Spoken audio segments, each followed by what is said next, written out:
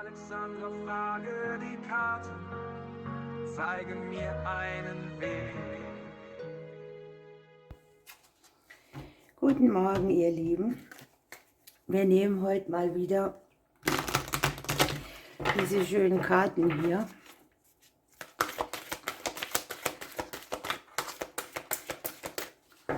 Und ich mache es so, dass ihr 2 wählen dürft für euch.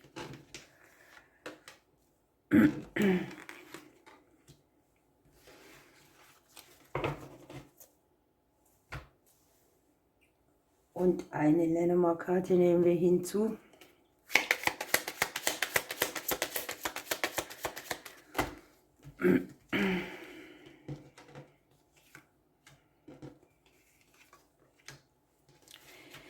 So. Ich nehme, kann mich schlecht entscheiden, ich nehme diese Seite. Legen wir die noch ein bisschen weg.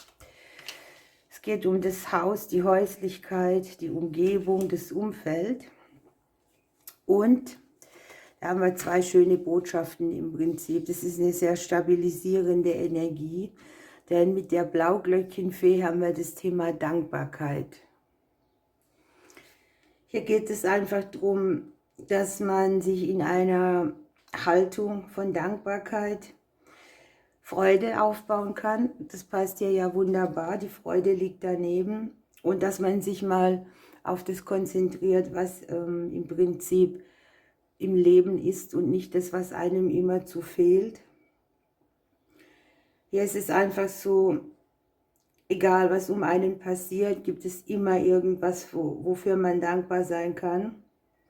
Und das Gesetz eben dahinter, dass alles, was du mit Dankbarkeit oder ja, mit Wertschätzung betrachtest, dass eben das wachsen wird und hier auch sogar in die Umgebung rein, ne? In das, was uns umgibt, was unser gutes Fundament baut. Es können auch Menschen sein, für die man dankbar ist, oder Situationen, Begebenheiten.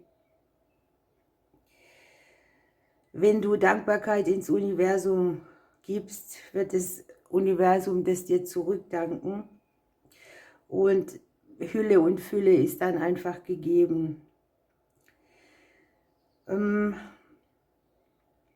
gehört auch ein bisschen Demut dazu, wobei ich schon von vielen gehört habe, das demütig sein, es ist nicht ihrs, das braucht man nicht. Sehe ich ein bisschen anders, denn es geht immer schlimmer und es gibt immer auch noch furchtbarere Sachen wie unsere. Und wenn man zurückblickt, sehe ich oft, dass vieles doch gut gegangen ist. Und da kann man schon demütig sein, ne? So, die Blauglöckchen an sich öffnen auch die Tore in die Magie. Und da ist so ein bisschen feenhafte Energie dabei, ne? Und die wachsen im Frühling. Und es sind dann so ganze Teppiche voll, wie man auch auf der Karte schön erkennen kann. Also je mehr Dankbarkeit wir in uns hegen, desto mehr Schätze werden unser Leben bereichern und desto mehr kommt auch zu uns zurück. Und mit dem Kolibri haben wir hier tatsächlich auch, dass sich Freude ankündigt. Hier kann man vielleicht auch seine Tür mal wieder öffnen für Geselligkeit, für Spaß. Hier wird gesagt, dass wir nicht auf der Erde sind, um zu leiden. Dass wir immer weiter auch gedeihen, dass wir dem Glück folgen, die Liebe zum Ausdruck bringen, das Leben umarmen oder auch andere. Und es geht darum, dass wir nicht warten, bis wir einen guten Umstand haben, um glücklich zu sein, sondern dass wir was in die Hand nehmen und etwas dafür tun, dass wir Freude erfahren dürfen. Grenzen setzen ist hier auch wichtig. Auch die Situation, dass man nicht alles auf einmal machen muss, aber man muss damit anfangen. Die Kolibris, die sind hier im Prinzip ganz winzige Vögel und die können sehr weite Kilometer an Reise machen. Und man kann hier im Prinzip sich ein Beispiel dran nehmen, denn man kann viel erledigen, aber man darf sich auch ausruhen zwischendrin. Hier geht es ein bisschen darum, dass man sich auch regeneriert, dass man die Wünsche der Seele wieder hört, dass man den Wandel des Lebens akzeptiert und dass man versucht, das Glück im Augenblick wahrzunehmen, Freude zurückzukriegen auch und im Prinzip auch da, wo wir es am meisten benötigen. Hier ist das Umfeld, ne? Der eigene Bereich, der hier erhellt werden kann. Sehr spannend. Gucken wir uns die andere Seite an. Ihr habt die Familie und der Erfolg.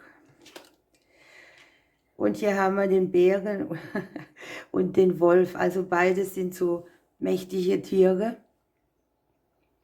Anführertiere.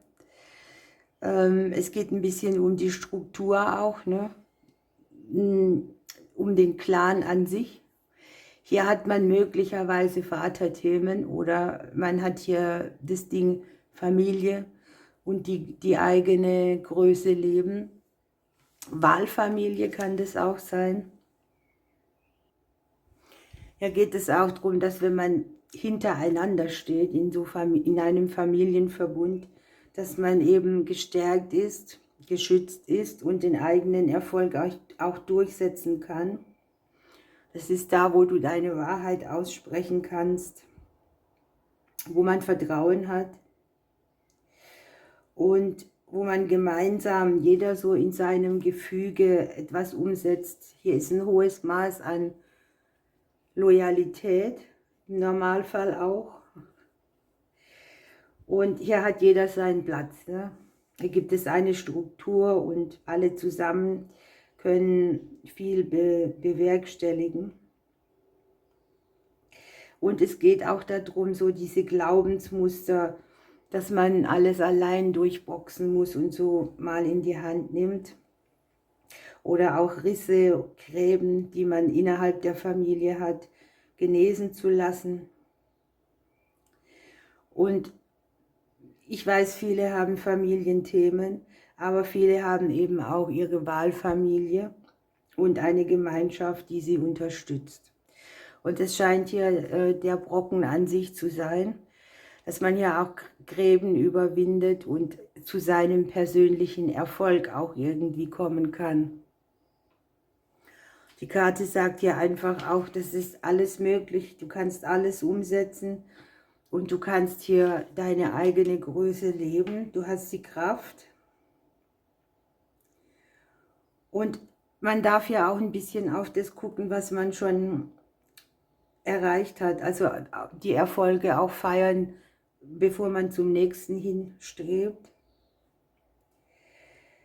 Es fühlt sich ja auch gut an und mit diesem Gefühl kann man hier gut arbeiten, wenn man einfach so kleine Triumphe im Leben mal genauer anguckt.